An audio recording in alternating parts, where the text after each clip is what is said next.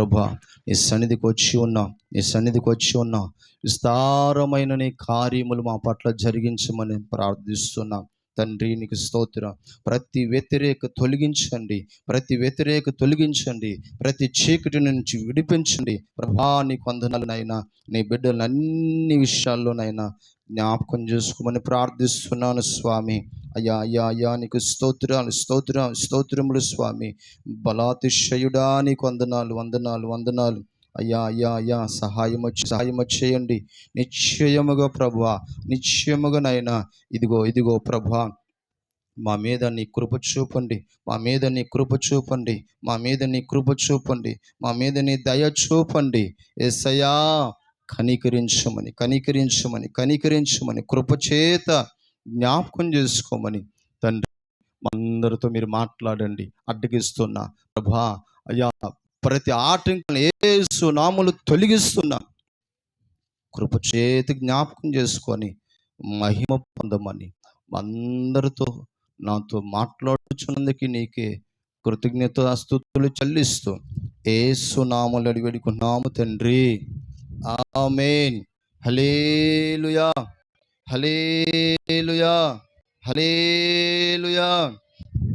చక్కగా కూర్చుందాము.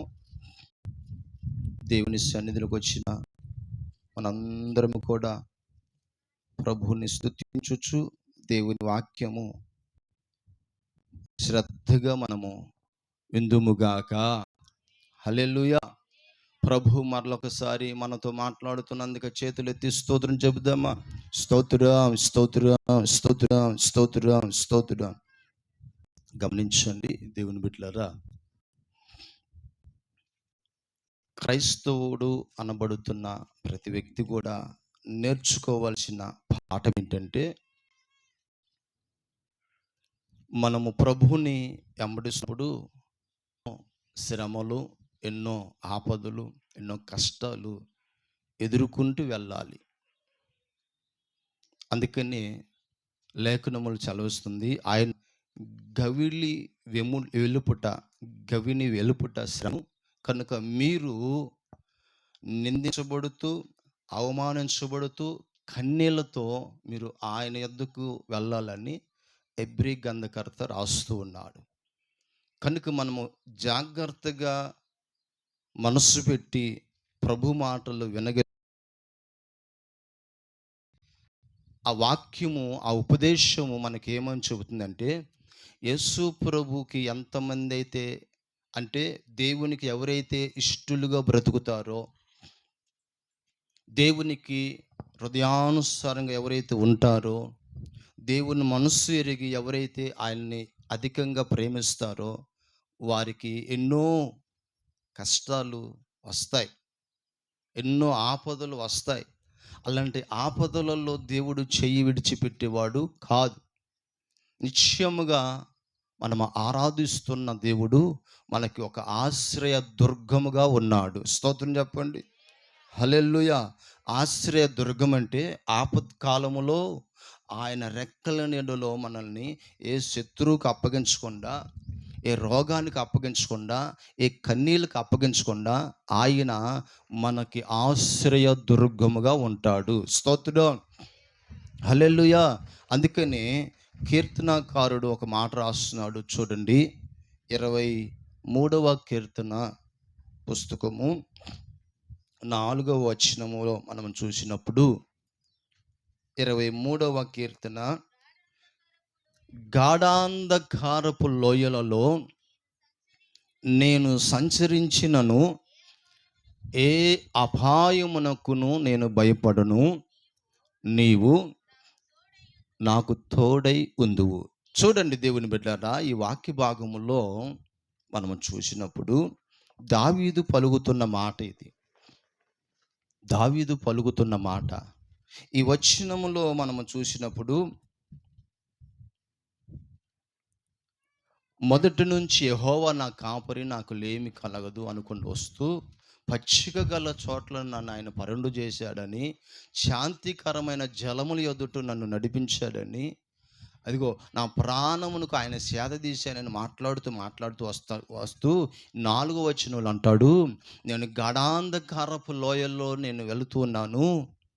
ఈ గాఢాంధకారపు లోయల్లో వెళుతున్నప్పుడు నేను దేనికి భయపడను అంటాడు ఆయన. గాఢాంధకారపు లోయ అంటే ఒక అగాధము వంటిది, చీకటి కమ్మి విన్న పరిస్థితులు. ఒక మాట చెప్పాలంటే మరణ సంబంధమైన మరణపు అంచుల్లో కొట్టిమిట్టాడుతున్న ఆ సందర్భంలో కూడా దావీదు అంటాడు, నాకు ఎటు పోయినా చూడండి, మనము దావీదుని గురించి ధ్యానం చేస్తే ఆయన జీవితంలో ఎన్నో శ్రమలు, ఎన్నో అవమానాలు, ఎన్నో కష్టాలు ఎదుర్కొంటూ వెళ్ళాడు. ఈ రోజున దావీదు చెబుతున్న మాట ఏంటంటే, నేను గాఢాంధకారపు లోయలలో సంచరించినను నేను దేనికి భయపడను. గాఢాంధకారం అంటే శ్రమే కావచ్చు, దుఃఖమే కావచ్చు, శత్రువుల భయమే కావచ్చు, అగాధమే కావచ్చు, నిన్ను భయపడుతున్న అది ఏ పరిస్థితులైనా మనము దేనికి భయపడకుండా ఉండాలంటే ఆయన అంటాడు, నీవు నాకు తోడై ఉన్నావు, నేను ఎందుకు భయపడాలి? స్తోత్రం చెప్పండి. హల్లెలూయా. దేవుని బిడ్డలారా, ఈ రోజున దేవుడు మనకు తోడై ఉన్నాడు, దేవుడు మనల్ని చూస్తున్నాడు. మనం ఎందుకు భయపడాలి? ఈ పరిస్థితులను బట్టి, ఇలాంటి కన్నీటిని బట్టి వాస్తవానికి మన పరిస్థితి ఇప్పుడు గాఢాంధకారపు లోయలో ఉన్నాం. ఇప్పుడు మన పరిస్థితి ఏంటంటే గాఢాంధకారపు లోయే. ఎటు చూసినా కన్నీరే, ఎటు చూసినా భయమే, ఎటు చూసినా నలిగిపోయిన అనుభవాలే. కానీ దావీదు అంటాడు, ఇలాంటి పరిస్థితులలో నేను భయపడను. మనం ఏం చేస్తున్నాం? భయపడిపోతున్నాం. మనం ఏం చేస్తున్నాం? ఏమైపోద్దో. దావీదు అంటున్నాడు, నా కష్టకాలంలో నేను గాఢాంధకారంలో శత్రువుల భయముతో తరమబడుతున్నప్పుడు, స్తోత్రం చెప్పండి, దావీదు లోయలలో నుంచి వెళుతున్నాడు, లోయలలో బడి వెళ్ళిపోతున్నాడు. ఆ లోయలలో చూడండి, శత్రువులు తరుముతున్నప్పుడు, శత్రువుల భయమకి పరిగెడుతున్నప్పుడు, ఆ లోయలలో వెళుతున్నప్పుడు ఆయన ఆవరించిన భయం ఏంటి తెలుసా? భయంకరమైన కట్టిక చీకటి, భయంకరమైన అడవి ప్రాంతంలో, ఆ అడవి ప్రాంతంలో విషసర్పాల భయం, ఆ అడవి ప్రాంతంలో, ఆ భయంకరమైన ఆ గాఢాంధకారపు లోయలో క్రూర మృగాల భయం, మరొక పక్కన శత్రువులు తరుముతున్న ఆ భయం. అలాంటి భయములలో, అలాంటి గాఢాంధకారపు అనుభవంలో దావీదు అంటున్న మాట ఏంటంటే, నేను దేనికి భయపడను. స్తోత్రం చెప్పండి. హల్లెలూయా. ఏమయ్యా దావీదు, ఇలాంటి పరిస్థితులలో చేయి విడిచిపెట్టిన పరిస్థితులు కదండి పరిస్థితులు. సైన్యం లేదు, పలకరించేవారు లేరు, ప్రేమగా ఆదరించేవారు లేరు, నీ వెనకాల సపోర్టు లేదు, ఒంటరి అయిపోయావు, చీకటిలో సంచరిస్తున్నావు. ఈ చీకటిలో ఎలాంటి విషసర్పాలు నిన్ను భయపెడుతున్నా, మృగములు భయపెడుతున్నా, శత్రువులు తరుముతున్నా నువ్వు ఎందుకు భయపడవు అంటే ఆయన అంటాడు, నాకు దేవుడు తోడై ఉన్నాడు. మనుషుడు కాదు, నాకు దేవుడు తోడై ఉన్నాడు కనుక ఆయన దండమును, ఆయన దుడ్డు కర్రయు, చదువమ్మా, గడాంధకారపు లోయలలో నేను సంచరించినను, ఇదిగో నీ దుడ్డు కర్రయు నీ దండమును నన్ను ఆదరించును. స్తోత్రం చెప్పండి. హల్లెలూయా. ఆయన అంటున్నాడు, నీ దుడ్డు కర్ర, నీ దండము నన్ను ఆదరిస్తుంది. అంటే అయ్యా, నేను తప్పు చేసినప్పుడు, నేను పొరపాటు చేసినప్పుడు నువ్వు గద్దిస్తావు, నువ్వు నన్ను కొడతావు, నువ్వు నన్ను సరిచేస్తావు. ఆ సరిచేసే నీ హస్తము నాకు తోడై ఉన్నది కనుక నేను భయపడను. స్తోత్రం చెప్పండి. హల్లెలూయా. నిజముగా దావీదు జీవితములో మనం చూసినప్పుడు దేవుని బిడ్డలారా, ఎన్నో శ్రమల మధ్యలో నలిగిపోయిన వ్యక్తి, అలాంటి వ్యక్తిని దేవుడు అంటాడు, ఇతను నేను కోరుకున్న వ్యక్తి. స్తోత్రం చెప్పండి. హల్లెలూయా. ఈరోజు నా దేవుని బిడ్డలారా, మన జీవితంలో దేవుడు కోరుకున్నట్లుగా మనం బ్రతకగలిగితే, దేవుడు మెచ్చుకోగలిగినట్లుగా మనం బ్రతకగలిగితే, గాఢాంధకారపు లోయల్లో మనం వెళ్ళిపోయినా మనము దేనికి భయపడము, దేనికి బెదిరిపోము. స్తోత్రం.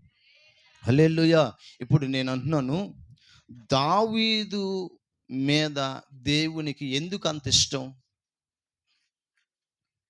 చెయ్యి విడిచిపెట్టొచ్చు కదా. గడాంధకారపులలో, ఒంటరితనములో, కన్నీటిలో నలిగిపోతున్నప్పుడు దావీదుని చెయ్యి విడిచిపెట్టొచ్చు కదా. ఎందుకు దేవుడు తోడై ఉన్నాడు దావీదుకి? ఎందుకు దావీదంటే దేవుడికి అంత ఇష్టం? ఎందుకు? ఈ రోజున మనం ఆలోచన చేయవలసిన విషయం ఏంటి తెలుసా? మనకెదురవుతున్న పరిస్థితులలో, మనము నలిగిపోతున్న ఆ బాధలో, ఆ కన్నీటిలో, లేకపోతే మనము అనుభవిస్తున్న ఆ శ్రమలలో, ఆ నిందల్లో మనకి మనుషుడు కాదు, దేవుడు తోడై ఉండాలి. ఆమేన్ చెప్పండి. ఎవరు తోడై ఉండాలి? దేవుడు తోడై ఉండాలి. ఇప్పుడు దేవుడు తోడై ఉండాలంటే మనము ఆయనకి ఇష్టమైన బిడ్డలుగా ఉండాలి. దేవుడు అందరికీ తోడుగా ఉండడు.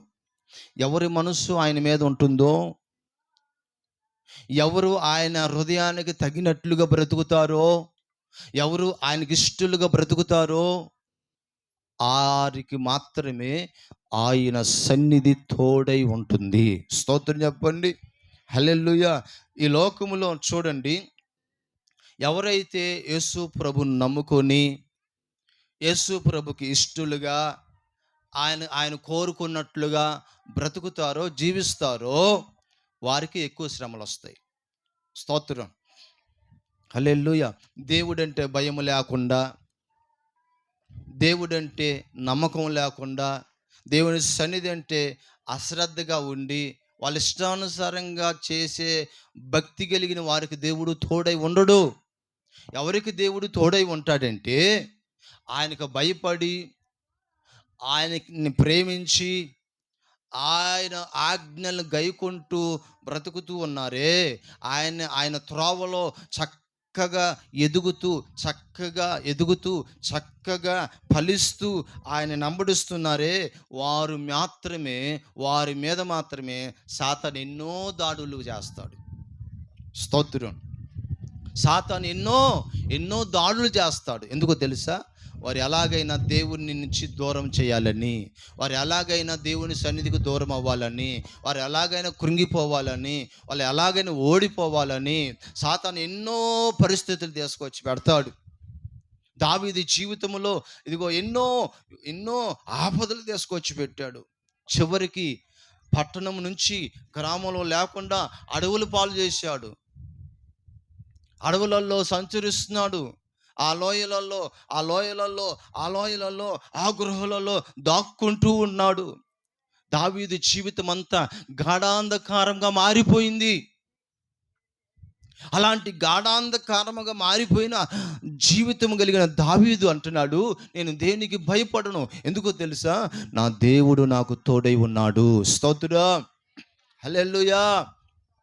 నిజముగా ఎలాంటి అనుభవంలో మనం ఉండగలిగితే, మనకున్న పరిస్థితులలో మనము తరమబడుతున్నప్పుడు, మనము కృంగిపోతున్నప్పుడు, సాతాను మనల్ని అవమానపరుస్తున్నప్పుడు, సాతాను మనల్ని ఏడిపిస్తున్నప్పుడు, మనము ఇదిగో మనుషుల మీద, వాళ్ళ మీద ఆధారపడటం కంటే దేవుని మీద ఆధారపడి ఆయన ఉన్నాడని ఒక నమ్మకముతో మనము కానీ ఆయన వైపు చూడగలిగితే నిశ్చయంగా దేవుడు నీకు తోడై ఉంటాడు. స్తోత్రం. నిశ్చయముగా దేవుడు నీ కన్నీటిని చూసి, నీ శ్రమలను చూసి ఆయన ఆదుకుంటాడు. స్తోత్రం చెప్పండి. చూడండి, దావీదు దేవునికి ఎందుకు ఇష్టుడయ్యాడు? దేవుని మీద దావీదుకి ఎందుకు అంత నమ్మకం? ఏ శ్రమ వచ్చినా ఆయన చూసుకుంటాడులే, ఏ బాధ వచ్చినా ఆయన చూసుకుంటాడులే, ఎలాంటి కన్నీ ఆయన చూసుకుంటాడు. ఎందుకు అంత నమ్మకం దేవుని మీద దావీదుకి?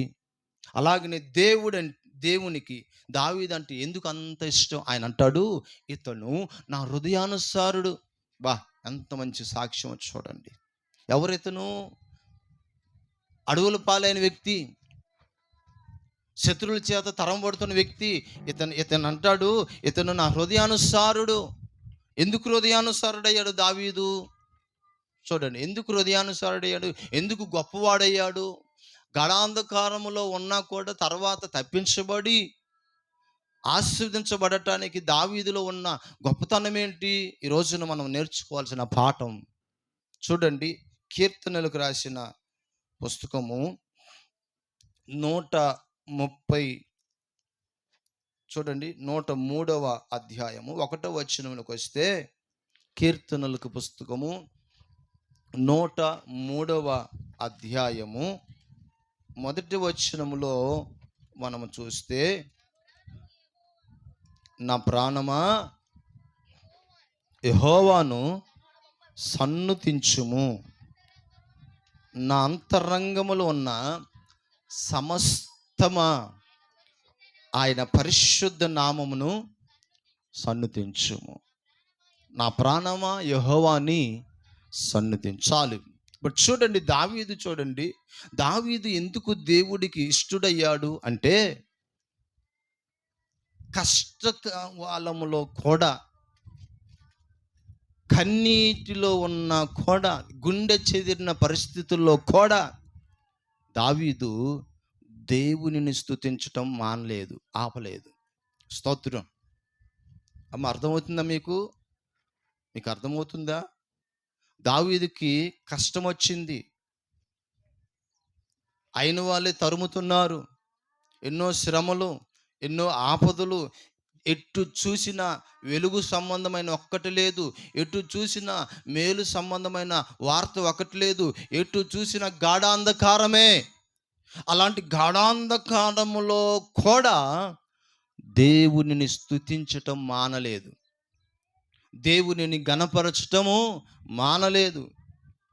అందుకని దేవుడికి దావీదంటే అంత ఇష్టం. ఈరోజు చూడండి, ఏదన్నా మనకు సమస్య వచ్చిందనుకో, ఏదైనా చిన్న శోధన వచ్చిందనుకో, ఏదన్నా చిన్న కష్టం వచ్చిందనుకో, దేవుని సన్నిధిని మానేస్తాం, ప్రార్థనకు రావటం ఆపేస్తాం, ప్రార్థన చేయటం ఆపేస్తాం, దేవునిని స్తుతించటం ఆపేస్తాం. కారణం ఏంటి? ఏమమ్మా మందిరానికి? ఏం లేదండి, బాధలో ఉన్నామండి. స్తోత్రం. చూసారా? ఏమమ్మా మందిరానికి రాలేదేంటి? బాధలో ఉన్నామండి. ప్రార్థన చేయలేదేంటి? బాధలో ఉన్నాం. మరి దావీదుకు లేదా బాధ? దావీదుకి ఎంత బాధో. స్తోత్రం, హల్లెలూయా. చెప్పండి, చేతులెత్తి చెప్పండి. ఒక సందర్భంలో ఇదిగో సైన్యమంతా, ఆయనతో ఉన్న స్నేహితులంతా ఒకసారి అలా గ్రామంలోకి వెళ్ళిపోయి చూస్తే, శత్రువులు వచ్చేసి ఆ పట్టణంతా తగలబెట్టేశారు. ఎవరు? శత్రువులు వచ్చి దావీదు నివసిస్తున్న ఆ ఇల్లులన్నీ కూడా కాల్చేశారు. పట్టణమంతా తగలబడిపోతుంది.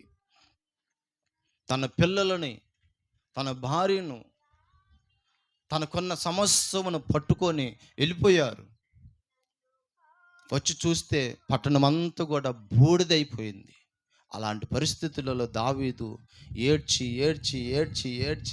ఇంకా ఏడవలేనంత శక్తి లేకుండా, అంత భయంకరంగా ఎంత విలపించాడో, ఎంత కష్టం వచ్చి పడిపోయింది దావీదుకి.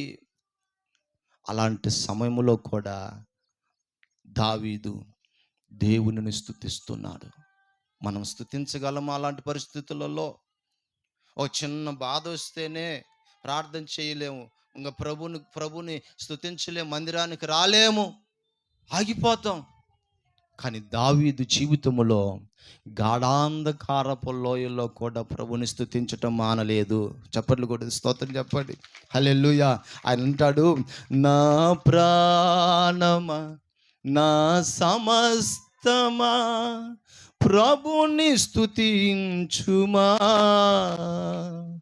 నా యేసు చేసిన మేలు. ఎలా మర్చిపోతావు?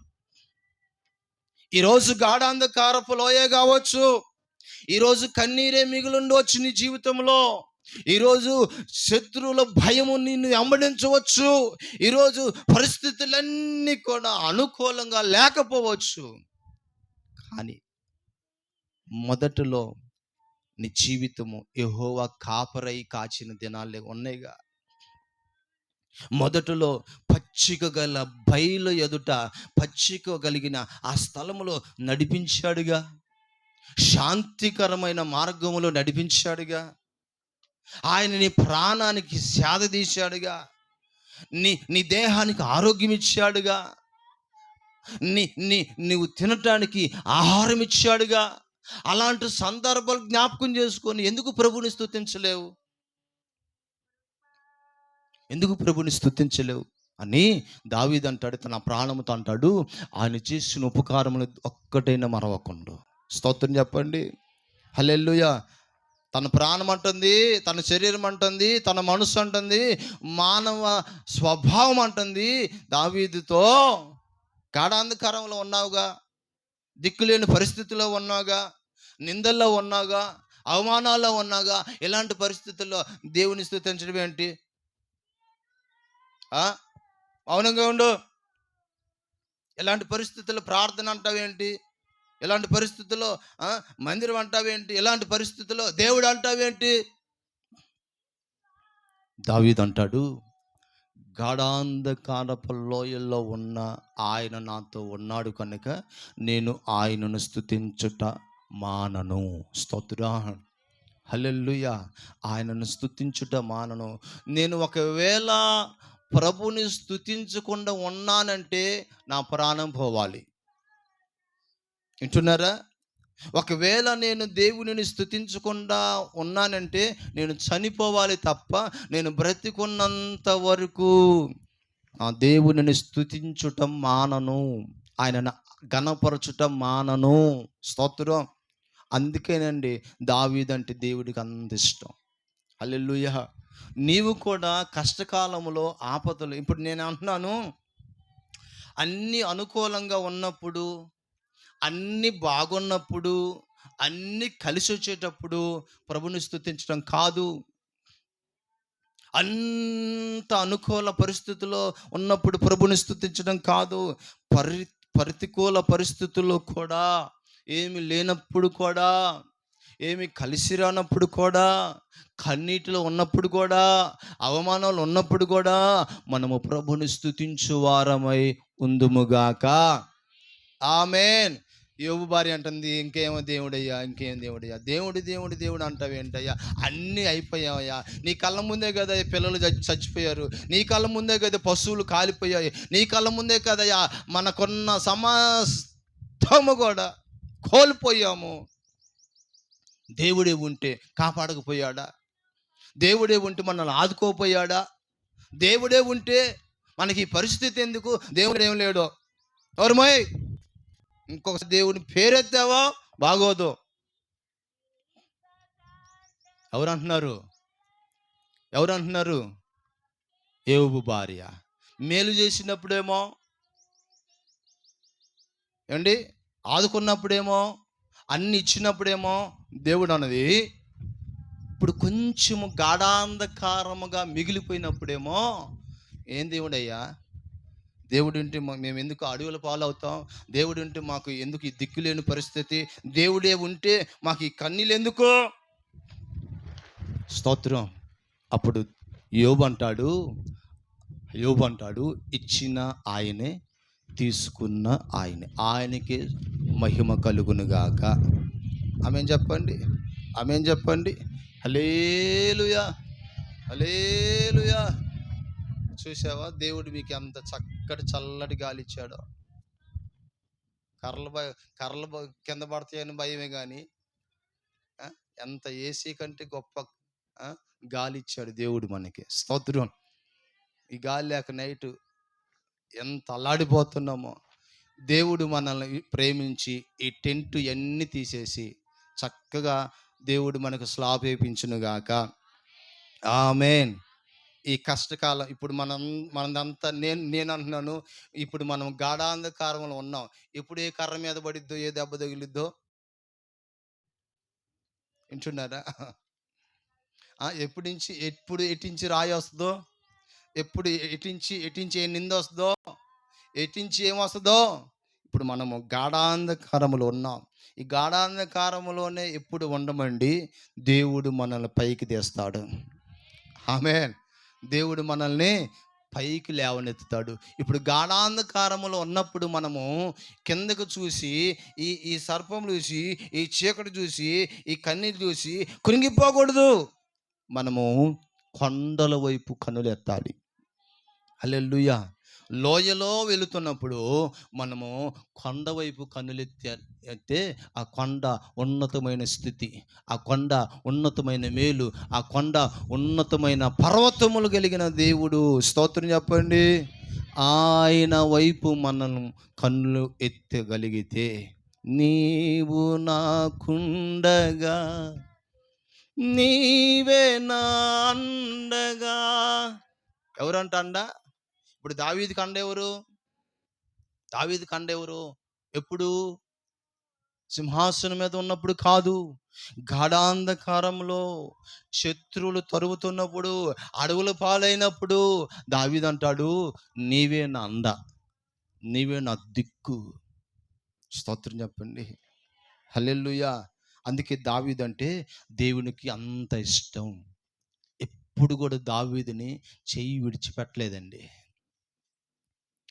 ఎప్పుడు కూడా దావీదుని కంటికి రెప్పలాగా కాపాడుకుంటూ వచ్చాడు. ఈ రోజున నిన్ను, నీ కుటుంబాన్ని, నీ పిల్లలని, నీ భర్తని దేవుడు కంటికి రెప్పలా కాపాడాలంటే నువ్వు మరొక ఆయనను స్తుతించుచు ఆయన మీద నీ కన్నులుంటే నిశ్చయముగా దేవుడు నిన్ను నడిపిస్తాడు. స్తోత్రం చెప్పండి. రెండోదిగా చూడండి, దావీదు జీవితంలో కలిగిన అనుభవం ఏంటంటే, కీర్తనలు 62వ అధ్యాయము, కీర్తనలు 62వ అధ్యాయము 1వ వచనములో మనం చూసినప్పుడు, నా ప్రాణమా, మన చదువు గట్టిగా చదువు తల్లి. 62:1 గట్టిగా చదువు. నా ప్రాణము దేవుణ్ణి నమ్ముకొని మౌనముగా ఉన్నది. స్తోత్రం చెప్పండి. హల్లెలూయా చెప్పండి. ఇప్పుడు దావీదు జీవితంలో అంటాడు, నా ప్రాణము దేవుణ్ణి నమ్ముకుంది, మనుషులు కాదు. మనుషులను నేను నమ్ముకోలే, దేవుని నమ్ముకున్నాను కనుక నేను మౌనముగా ఉన్నాను. ఎప్పుడు మౌనంగా ఉన్నావు అంటే, శత్రువు అంటాడు, అసలు దావీదు జీవితంలో కూడా ఎక్కడ అన్యాయం జరిగించినట్టుగా లేదు. ఇలా వెళ్తుంటే ఒకడు వచ్చి అంటాడు, నీదొక బతుకంటరా. సిమి అనే ఒక వ్యక్తి వచ్చి దావీదుని చూసి నేల మీద మట్టి తీసుకొని దుమ్ము ఆయన మీద ఇట్లా చల్లి, నువ్వు నాశనం అయిపోవాలి, నువ్వు చనిపోవాలి, నువ్వు దుర్మార్గుడివి, నువ్వు ద్రోహివి, నువ్వు దొంగవి అని ఎన్నో శాపనార్థాలు పెట్టేస్తున్నాడు. స్తోత్రం చెప్పండి. ఎన్నో మాటలు అంటున్నాడు, భయంకరంగా దూషిస్తున్నాడు. దావీదు ఎదుటే నేను అంటాను, దావీదు మహాసూరుల్ని చంపిన వ్యక్తి కదా. ఒక్క చిన్న రాయితో పర్వతము లాంటి గొలియాతును చంపినోడు కదా. అలాంటి వ్యక్తి ముందు ఇదిగో ఈ సిమి అనబడుతున్న వ్యక్తి చూన్నారా, ఈ వ్యక్తి దూషిస్తున్నాడు కదా. దావీదు చేతిలో ఇతను మనిషేనా? హల్లెలూయా. ఒకే ఒక దెబ్బ కొట్టాడంటే దెబ్బకు చచ్చూరుకుంటాడు. అలా తిడుతూ ఉన్నప్పుడు, అలా దూషిస్తున్నప్పుడు దావీదు మౌనముగా ఉన్నాడు. స్తోత్రం. ఎలా ఉన్నాడు? దావీదు మౌనముగా ఉన్నాడు. పక్కోడికి రోషం వచ్చింది. ఏంటి రాజా, వాడు నన్ను మాటలంటే మౌనంగా ఉంటావేంది, మెదలకుండా ఉండవేంటి, చెప్పు. ఆ చేతులు కత్తి ఉంది, ఒకే ఒక్క దెబ్బకు వాడు తల నరికి నీ చేతులు పెడతా, ఆగ్ని.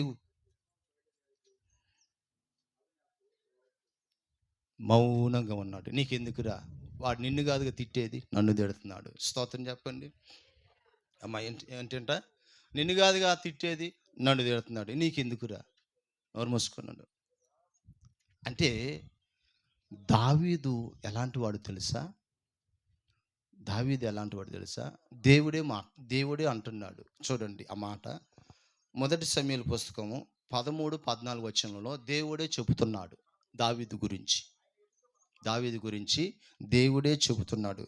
1 సమూయేలు పుస్తకము 13-14 వచనంలో తీసారా? చూడండి. యెహోవా అదిగో తన చిత్తానుసారమైన మనస్సు గల ఒకరిని ఎన్నుకున్నాడు. ఇప్పుడు చూడండి, దావీదు ఎలాంటి వాడంట? దేవుని చిత్తమును ఎరిగినవాడు, దేవుని మనస్సును ఎరిగినవాడు. అంటున్నారా? నేనేమంటున్నానంటే, నీవు దేవుని చిత్తం ఎరిగితే, నువ్వు దేవుని చిత్తానుసారంగా నువ్వు ప్రవర్తించగలిగితే, ఇదిగో ఈ మనసు వస్తుంది. ఏ మనసు? దీన మనసు. స్తోత్రం. దీన మనసు. దావీదుదే మనసు దీన మనసు. తిడుతూ ఉన్నాడు. రే, నేనేం తప్పు చేశాను నన్ను తిడుతున్నావు అనలా. హల్లెలూయా. అనలేదు, మౌనంగా ఉన్నాడు. తిట్టుకోనిలే, దేవుడు వాడికి అవకాశం ఇచ్చాడేమో, తిట్టుకొని అని మౌనంగా ఉన్నాడు. గొడవకి సై అనలా. స్తోత్రం. అమ్మ వింటున్నారా? గొడవకి సై అనలా. దావీదు దేవుని మనస్సు కలిగిన వాడు, మౌనంగా ఉన్నాడు. మనం ఉంటామా? ఎదుట ఒక మాట అన్నదనుకో, మనం 4 మాటలు అంటాం. స్తోత్రం. నేనేమో తక్కువ తిన్నానా? అమ్మ నువ్వు ప్రార్థనకి వెళ్తే ప్రార్థనే ఇదే. స్తోత్రం. ప్రార్థనకి వెళ్తే ప్రార్థనే ఇదే. కానీ దావీదు ఏ విషయంలో కూడా నోరు మెదపలేదు. స్తోత్రం. దేవుని బిడ్డ, నేను అంటున్నాను, నీ జీవితంలో అవమానాలు, లేకపోతే కాని మాట, లేకపోతే నీ మీద ఎన్నో నిందలేసేటప్పుడు మరలా నేను నిర్దోషిని, నేనేం తప్పు చేయలేదు అని నిరూపించుకోవటానికి నోరు తెరవకూడదు, మౌనంగా ఉండాల్సిందే. స్తోత్రం. నేనేం తప్పు చేయలేదుగా, తప్పు చేయకపోయినా నన్ను వాళ్ళు ఇలా అంటున్నారు, ఇలా అంటున్నారు అని నీ మంచితనాన్ని గురించి, ఇంకా నీలో ఉన్న ఆ స్వభావాల గురించి 10 మందికి, లేకపోతే వాళ్ళకి చెప్పుకోవాల్సిన అవసరం లేదు. మౌనంగా ఉండు. ఎందుకో తెలుసా? ఇది దైవ చిత్తము. ఇది ఎవరి స్వభావము? మౌనంగా ఉండటం చెప్పండి. దేవుని స్వభావం, యేసుక్రీస్తు స్వభావం. ఈ మనస్సు కలిగి, క్రీస్తు యేసుకు కలిగిన ఈ మనస్సు మీకును కలుగునుగాక. యేసుక్రీస్తుకు కలిగిన మనస్సు దావీదుకు ఉన్నది. చూడండి, నువ్వు రాజువా, నువ్వు దైవ కుమారుడువా, నువ్వు దేవునివా అని కొడుతూ ఉన్నప్పుడు, కొరడాలతో కొడుతున్నప్పుడు, ముఖం మీద ఉమ్మూస్తున్నప్పుడు, పిడిగుద్దులు గుద్దుతున్నప్పుడు యేసు ప్రభు నోరేమని ఇప్పాడా? చెప్పండి, నోరేమని ఇప్పాడా? అరే పనికిమాలినోడా, నేను దేవుణ్ణి అయితే, దైవ కుమారుని అయితే, దైవ చిత్తము, తండ్రి చిత్తము నెరవేర్చడానికి వచ్చిన వాడినైతే నువ్వు నన్ను హేళన చేస్తావేంట్రా అని ఏమన్నా నోరు తెరిచాడా? స్తోత్రం. చెప్పరే, తెరవలేదు. ఆయన అంటాడు, నోరు తెరవలేదాయే ప్రేమ, బదులు పలకలేదాయే ప్రేమ. చూసారా? ఏ పాపము చేయని వ్యక్తి మీద నేరాలు మోపుతుంటే, ఏ పాపము ఎరగని వ్యక్తి మీద దొంగ అంటుంటే, దోషి అంటుంటే, కొడుతూ ఉంటే, హింసిస్తూ ఉంటే నోరు మెదపలేదండి. ఇదే గాఢాంధకారపు అనుభవం. గాఢాంధకారపు అనుభవం ఏంటంటే, ఇదిగో మనం ఏ తప్పు చేయకపోయినా నిందలు వస్తాయి, ఏ తప్పు చేయకపోయినా శిక్ష వస్తుంది, ఏ తప్పు చేయకపోయినా అవమానిస్తారు. స్తోత్రం, హల్లెలూయా, హల్లెలూయా. ఇదిగో, అరే రే రే వాడెవరురా చూడరా, వాడెవడు చూడరా, అడుగడుగడుగడుగడు కలలుగానేవాడు వస్తున్నారు. కళ్ళగనేవాడు ఎవరిని చూసి అంటున్నారు? యోసేపుని చూసి తన అన్నలు అంటున్నారు, అడుగు కళ్ళగనేవాడు. ఈడెట్టగా కళ్ళగండండి, వీళ్ళకి ఎలాంటి దర్శనం లేదండి. వింటున్నారా? వీళ్ళకి ఎలాంటి దేవుని గురించిన, పరలోక రాజ్యం గురించిన దర్శనం కానీ, కళలు కానీ, మనం ఎలా ఎదగాలి, ఎలా ఉండాలి, ప్రభు కొరకు ఎలా వాడబడాలన్న ఆ కళలు ఎవరికి ఉండవు, వాళ్ళకి లేవు. యోసేపు కళ్ళగా అంటున్నాడు కనుక, అరే కళ్ళగానే వాడు వస్తున్నారని చెప్పేసి తీసుకొచ్చి ఆ గొంతులో పడేశారు. యోసేపు ఏమన్నా నోరు తెరిచాడా? అన్నలరా, నేనేం తప్పు చేశాను, దయచేసి నన్ను ఎందుకు కొడుతున్నారు, ఎందుకు గొంతులు వేసి చంపాలని చూస్తున్నారు, ఎందుకు నన్ను ఐగుప్తీయులకు ఎందుకు అమ్ముతున్నారు అని నోరు తెరిచి ఏమన్నా అడిగాడా? మౌనంగా ఉన్నాడు. స్తోత్రం. దేవుడు చెప్పిన మాట ఏంటంటే, నోరు తెరవకుండా, బదులు మాట్లాడకుండా మౌనంగా ఉంటే నీకు గొప్ప జయం వస్తుంది. స్తోత్రం చెప్పండి. హల్లెలూయా, హల్లెలూయా. అదే కానీ నీ ప్రతాపం జయించుకున్నావు అనుకో. కొంతమంది ఎలా ఉంటారంటే ఏ తప్పు చేయకపోయినా మన మీద నిందలేస్తారు. స్తోత్రం, హల్లెలూయా. చెప్పండి, చేతులు చెప్పండి. వాళ్ళు తప్పు చేస్తారు, వాళ్ళు దేవుని మీద అలుగుతారు, వాళ్ళు సేవకుని మీద అలుగుతారు, వాళ్ళు మందిరాన్ని మీద అలుగుతారు. అలిగి ఎట్లా ఉంటారు? స్తోత్రం, మేమేం తప్పు చేయలేదండి, అయినా మాకు శ్రమలు వచ్చినాయి, అయినా మాకు నిందలు వచ్చినాయి, అయినా మాకు ఇట్లా వచ్చినాయి. ఇలాంటి శ్రమల మధ్యలో, ఇలాంటి కష్టాల మధ్యలో మేము దేవునికి దూరమైనా, మేము దేవుని సన్నిధికి దూరం అయిపోయినా తిరిగి కూడా సేవకుడు రాలేదు, పట్టించుకోలేదు. కొంతమంది అలుగుతారు, దేవుని మందిరం మానుకుంటారు. ఎవరి మీద అలిగి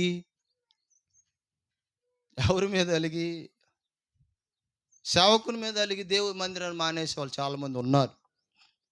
స్తోత్రం చెప్పండి. హల్లెలూయా. దేవుని వాక్యం అంటుంది, నువ్వు గాఢాంధకారపు లోయలో వెళితేనే కదా శత్రువులు ఎదుటి నీకు భోజనం సిద్ధపరిచేది, నూనెతో నీ తలంటేది. వింటున్నారా? సదాకాలము ఆ కృపా క్షేమములు నీ ఎంట రావాలంటే, ఇదిగో నువ్వు గాఢాంధకారపు లోయలో వెళ్ళాలి. నాకు గాఢాంధకారపు లోయలొద్దు, నన్ను ఎవరు తిట్టొద్దు, నన్ను ఎవరు నిందించొద్దు, నన్ను ఎవరు శ్రమ పెట్టొద్దు, అందరూ కూడా నన్ను మెచ్చుకోవాలి, నన్ను పొగడాలి అని నువ్వుంటే, దేవుడే ఉన్నాడు, మౌనంగా ఉండు. స్తోత్రం, హల్లెలూయా. మౌనంగా ఉండి దేవుని సన్నిధికి వచ్చి నీ వేదన, నీ దుఃఖము, నీ సమస్య అంతా యెహోవా సన్నిధికి తెలియచేయి. స్తోత్రం చెప్పండి. హల్లెలూయా.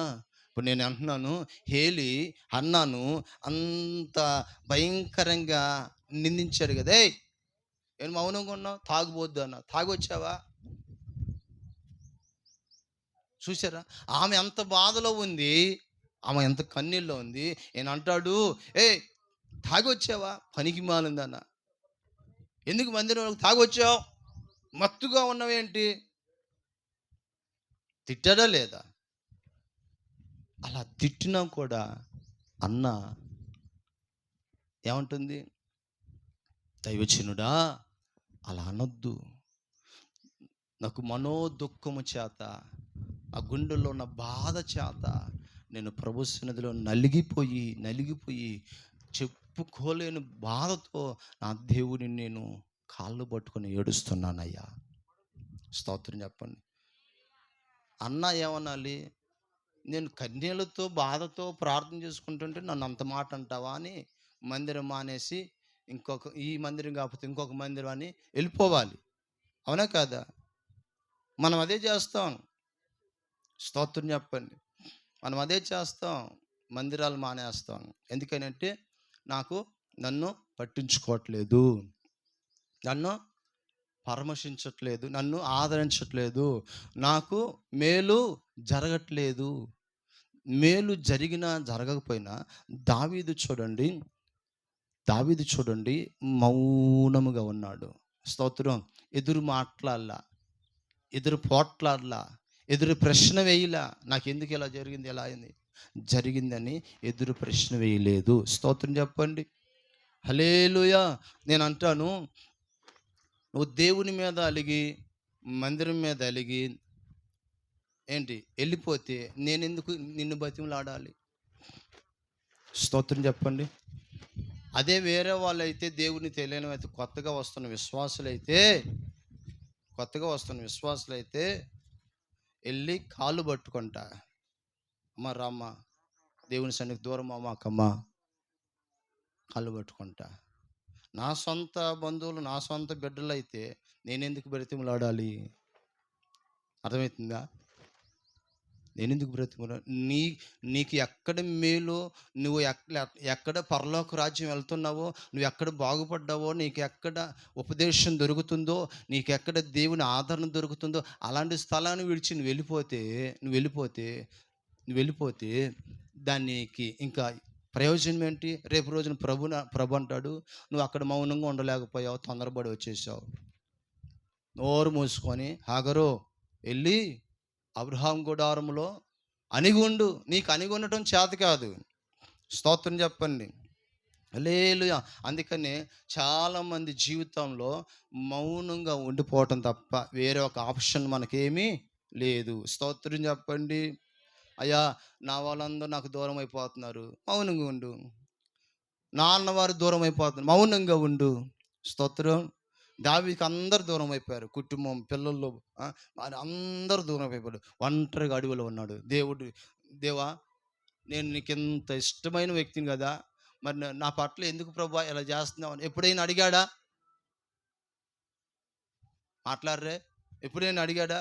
నువ్వు ఎన్ని ప్రశ్నలు వేస్తావో దేవుణ్ణి, ఎన్ని ఎన్ని ఎన్ని జవాబులు అడుగుతావో. స్తోత్రం. హల్లెలూయా. కనుక దేవుని బిడ్డలారా, మన జీవితంలో నోరు మెదపకుండా మౌనంగా ఉండాలి. కీడు జరుగుతున్నా, మేలు జరుగుతున్నా, ఏ విషయంలో కూడా ఇదిగో గాఢాంధకారపు లోయల్లో వెళ్ళినప్పుడు మనము సైలెంట్ అయిపోవాలి అంతే. ఆయన చూసుకుంటాడు. స్తోత్రం. ఎవరు చూసుకుంటాడు? ఆయన చూసుకుంటాడు. నా మీదకి ఎన్నెన్నో మాట్లాడతారు చాలామంది, సంఘంలో ఉన్న విశ్వాసులు, బయట వాళ్ళు, ఇంకా కనీస సేవకులు కూడా ఎన్నెన్నో మాట్లాడతారు నా గురించి. నేనేం చేస్తాను తెలుసా? వాళ్ళు ఎన్నన్నా సైలెంట్ అయిపోతా, మౌనంగా ఉంటా. తర్వాత వాళ్ళే వచ్చి దేవునిని స్తుతిస్తారు. స్తోత్రం చెప్పండి. మౌనంగా ఉండటమే, ఇంక అంతే. మనం మౌనంగా ఉన్నామంటే దాని అర్థం ఏంటో తెలుసా? దావీదు మౌనంగా ఉన్నాడంటే దాని అర్థం ఏంటో తెలుసా? ఈ విషయాన్ని ఆయనకి అప్పగించాడు. ఆయన చూసుకుంటాడు, ఇంకా నా పని కాదు, ఆయన చూసుకుంటాడు అని ఈయన సైలెంట్గా ఉన్నాడు. ఇప్పుడు ఈయన సైలెంట్గా ఉన్నాడంటే దేవుడు ఏం చేస్తున్నాడు? యుద్ధం ప్రారంభించాడు. అందుకని నువ్వు సైలెంట్గా ఉన్నావు అనుకో, రోడ్డు లేకుండా, తిట్టకుండా, ఎవరిని దూషించకుండా నువ్వు సైలెంట్గా నోరు మూసుకొని ఇంట్లో నువ్వు ప్రభుని స్తుతిస్తూ ఉన్నావు అనుకో, దేవుడు నీ విషయంలో జోక్యం చేసుకొని ఎవరైతే నిన్ను తరుముతున్నారో, ఎవరైతే నిన్ను హింసిస్తున్నారో, ఎవరైతే నిన్ను అవమానిస్తున్నారో వాళ్ళని దేవుడు కాస్త చూస్తాడు. దేవుడు గారు చూశాడు అనుకో, ఏమైద్ది? ఏమైద్ది? శత్రువులు వచ్చేసి నీ కాళ్ళ బేరానికి వచ్చేస్తారు. కొట్టండి చప్పట్లు. హల్లెలూయా. గాఢాంధకారపు లోయలు దాటిన తర్వాత అక్కడ అంటున్నాడు, శత్రువుల ఎదుట నీకు భోజనము సిద్ధపరుస్తా. ఎప్పుడు? నువ్వు సైలెంట్ అయిపో, దేవునికి అప్పగించేసేయి, దేవుడు చూసుకుంటాడు. మూడోదిగా దావీదులో ఉన్న మంచి అనుభవం ఏంటంటే, ఒక సందర్భంలో ఖేలా అనే ప్రాంతంలో ఇలాగనే ఊరి మీద పడిపోయారు శత్రువులు. హల్లెలూయా చెప్పండి, చేతులు చెప్పండి. ఊరి మీద పడిపోయి దొరికినోని దొరికినట్లుగా బాదుతూ కొడుతూ హింసిస్తూ ఉన్నప్పుడు ఆ శత్రువుల భయానికి ఆ ఊరిలో ఉన్న మగబిడ్డలందరూ కూడా, పిల్లలందరూ కూడా ఆ చెట్ల చాట్ల, ఆ పొట్ల చాట్లను దాక్కుంటున్నారు. దేనికమ్మా? దాక్కుంటున్నారు, అక్కడక్కడ దాక్కుంటున్నారు. ఈ విషయము దావీదుకు తెలిసింది. అప్పటికే దావీదు తరం పడుతున్నాడు. అప్పటికే దావీదు కొడుకు చేత, సౌలు చేత, శత్రువుల చేత తరం పడుతున్నాడు. అతను కాపాడటానికి ఎవరు లేరు. అతనే ప్రాణభయముతో ఉసూరుమంటూ ఆ కొండలలో, ఆ గుట్టలలో దాక్కుంటున్నాడు. అలాంటి సమయంలో దావీదు ఈ వార్త విని, చూడండి, 1 సమూయేలు పుస్తకము 23:5 మనం చూస్తే, 1 సమూయేలు పుస్తకము 23:5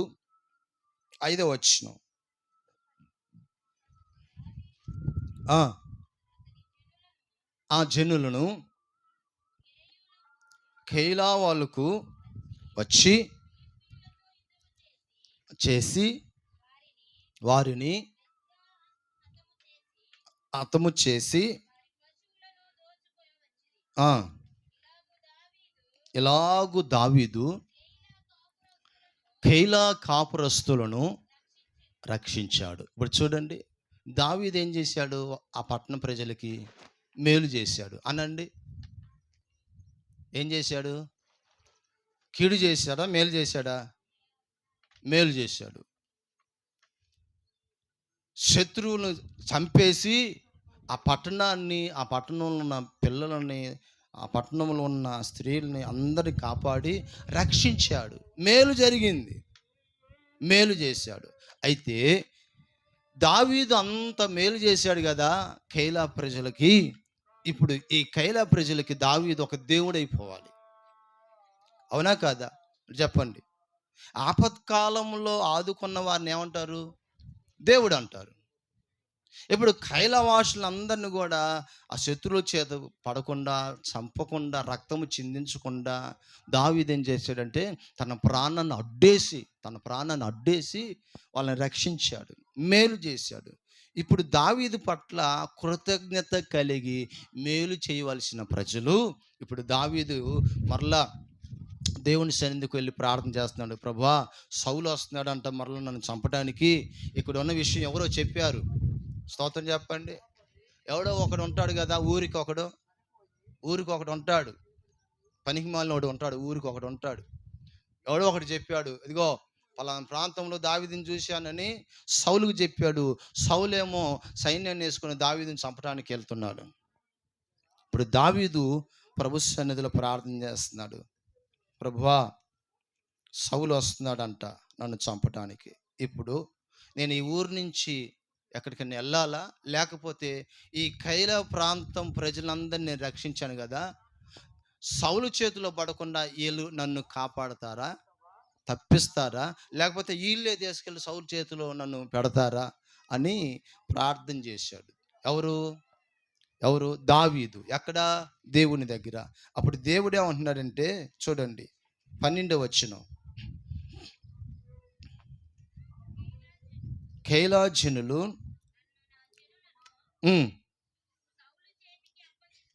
అప్పగించుదురా. దావీదు మరలా మనవి చేయగా, యెహోవా వారు నిన్ను అప్పగిస్తారు. చూసారా? మేలు చేశాడు దావీదు, ఇప్పుడు కీడు అనుభవిస్తున్నాడు. దావీదు జీవితంలో ఎక్కడ ఎవరికి కూడా మేలు కీడు చేసే వ్యక్తి కాదండి. స్తోత్రం. అమ్మ వింటున్నారా? దావీదు ఎవరికి కూడా ఏ చిన్న పొరుగు కూడా అస్సలు ఆయన జీవితంలో ఎవరికి కీడు చేయడు. మేలు చేయటం తప్ప దావీదుకి కీడు చేయటం తెలియదు. ఈ రోజున మనము మేలు చేసిన వారికి కీడు చేస్తాం. చెయ్యందించిన వారినే, వింటున్నారా, చెయ్యందించిన వారినే గుంతలో పడేస్తాం. భుజం తట్టిన వాడినే ఎన్నుపోటు పొడుస్తాం. ధైర్యపరిచిన వాడినే ఏంటి సాటుగా గోతులు తీసేస్తాం.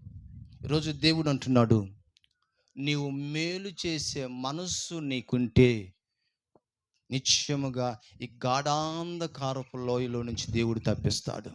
స్తోత్రం చెప్పండి. హల్లెలూయా. మనకి ఎంత కీడు చేసినా మన మనస్సు ఎలా ఉండాలంటే వాళ్ళకి మేలు చేయటమే తెలుసుకోవాలి.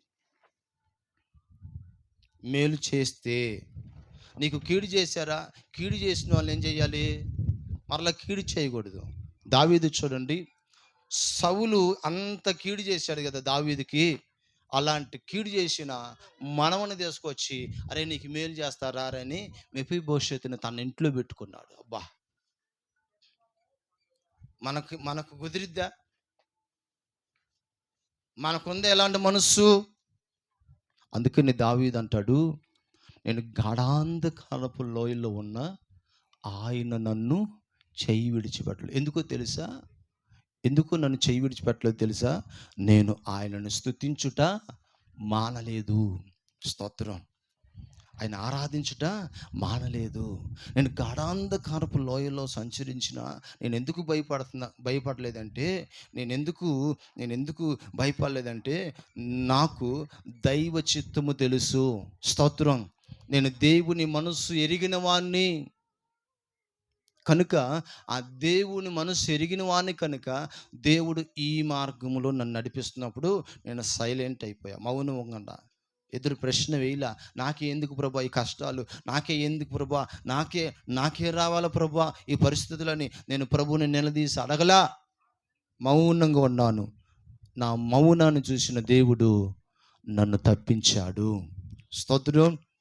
హల్లెలూయా. నా జీవితంలో నా అన్నం తిని, నా ద్వారా మేలు పొంది, నా ద్వారా ఆశీర్వదించబడిన చాలామంది నాకు కీడు చేశారు. అయినా నేను వాళ్ళకి కీడు చేయాలన్న మనసు తలంపు కూడా రాలేదు. స్తోత్రం.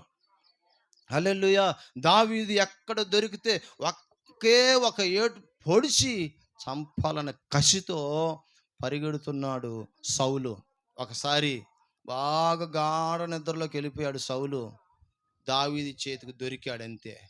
పక్కనోడు అంటాడు, అయ్యా ఇలాంటి అవకాశం నీకు రాదు. దేవుడే ఈ సౌలుని, నీ శత్రువుని నీ చేతికి అప్పగిచ్చాడు. ఏసేయ్. ఓ నువ్వు చంపలేవా? నేను చంపుతాను. స్తోత్రం. చంపలేదండి దావీదు. కారణం ఏంటి తెలుసా? ఆయన క్షమించే మనసు. దావీదు దేవుడు ఏ మనసు? క్షమించే మనసు. శత్రువులను కూడా దావీదు క్షమించేస్తాడు. అది దేవుని మనస్సు. దేవుని మనసు. మనకే మనసు ఉండాలమ్మా? ఏ మనసు ఉండాలమ్మా? శత్రువులను కూడా క్షమించే మనసు ఉంటేనే దేవుడు మనల్ని మెచ్చుతాడు.